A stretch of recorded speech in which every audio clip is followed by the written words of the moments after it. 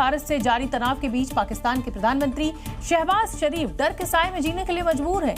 एक तो युद्ध का खौफ और दूसरा तख्ता पलट का खौफ, और इसीलिए मियां शहबाज ने अपना मलेशिया दौरा भी रद्द कर दिया है। सूत्रों के मुताबिक पाक पीएम शहबाज शरीफ शुक्रवार को 2 दिन के दौरे पर मलेशिया जाने वाले थे, लेकिन अब वो साल के आखिरी में मलेशिया जाने का प्लान बना रहे हैं, क्योंकि भारत से जारी तनाव के बीच पाकिस्तान पर युद्ध के बादल मंडरा रहे हैं। पाकिस्तान को डर है कि भारत कभी भी उस पर हमला कर सकता है, और इसलिए शहबाज शरीफ बेहद खौफजदा है। मियां शहबाज के डर की एक वजह पाक आर्मी चीफ आसिम मुनीर भी है।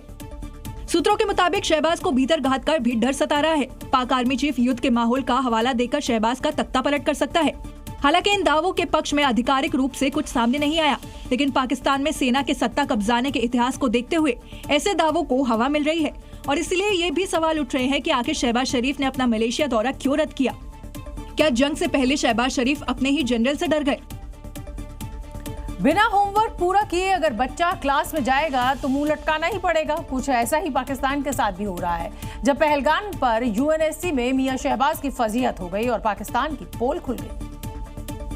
पहलगाम आतंकी हमले के बाद भारत की संभावित कार्रवाई से डरे पाकिस्तान ने अंतर्राष्ट्रीय मंच पर मदद की गुहार लगाई।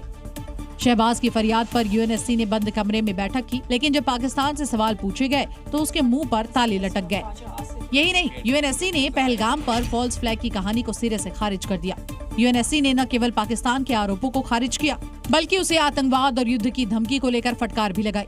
लेकिन इससे पहले पाकिस्तान ने भारत के खिलाफ दुष्प्रचार और झूठ का प्रोपेगेंडा फैलाया। यूएन ने पाकिस्तान के इन बेबुनियादी आरोपों को सिरे से खारिज कर दिया।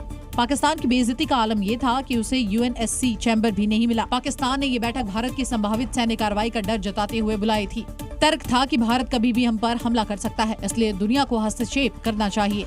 पाकिस्तान चाहता था कि भारत के खिलाफ कोई प्रस्ताव पारित हो, लेकिन यूएन में पाकिस्तान को ही कटघरे में खड़ा कर दिया गया और सवाल पूछे गए कि आतंकवादियों ने पहलगाम में धर्म पूछकर पर्यटकों की हत्या क्यों की? क्या लश्कर-ए-तैयबा हमले में शामिल था? अगर हाँ, तो उस पर कार्रवाई क्यों नहीं की? पाकिस्तान परमाणु हमले की धमकी बार बार क्यों दे रहा है? इन सवालों से असहज होकर पाकिस्तान बैकफुट पर चला गया और बैठक बिना किसी नतीजे के समाप्त हो गई। भारत के एक्शन से पाकिस्तान डरा हुआ है, लेकिन पाकिस्तान का ये डर जल्दी खौफ में बदलने वाला है, क्योंकि भारतीय नौसेना के बेड़े में multi role stealth guided missile frigate Tamal शामिल होने वाला है।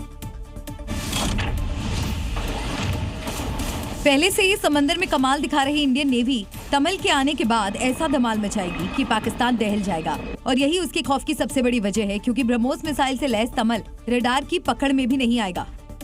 सूत्रों के मुताबिक भारत को इसी महीने रूस से घातक जंगी जहाज तमल मिलेगा। दुश्मनों का काल कहे जा रहे तमल से पाकिस्तान क्यों डरा है, अब जरा वो भी सुनिए। आईएनएस तमल एक अत्याधुनिक स्टील्थ युद्धपोत है। तेज गति और घातक क्षमताओं के कारण तलवार की उपाधि दी जाती है। ये युद्धपोत समुद्र में करीब 30 नॉटिकल मील प्रति घंटे की रफ्तार से चल सकता है। एक बार में 3000 किलोमीटर तक की दूरी तय करने में सक्षम है। ये दुश्मन की पनडुब्बियों को ट्रैक और नष्ट करने में बेहद प्रभावी है। आईएनएस तमल में एंटी सबमरीन रॉकेट्स और टॉर्पीडो जैसे घातक हथियार लगे हैं। इसके अलावा इसमें anti ship BrahMos missile fire करने की भी क्षमता रखता है, जिससे ये सतह पर मौजूद दुश्मन के जहाजों को भी नष्ट कर सकता है। तमल पर एक हेलीकॉप्टर भी तैनात किया जा सकता है, जिससे इसकी निगरानी और युद्ध क्षमता और बढ़ जाती है।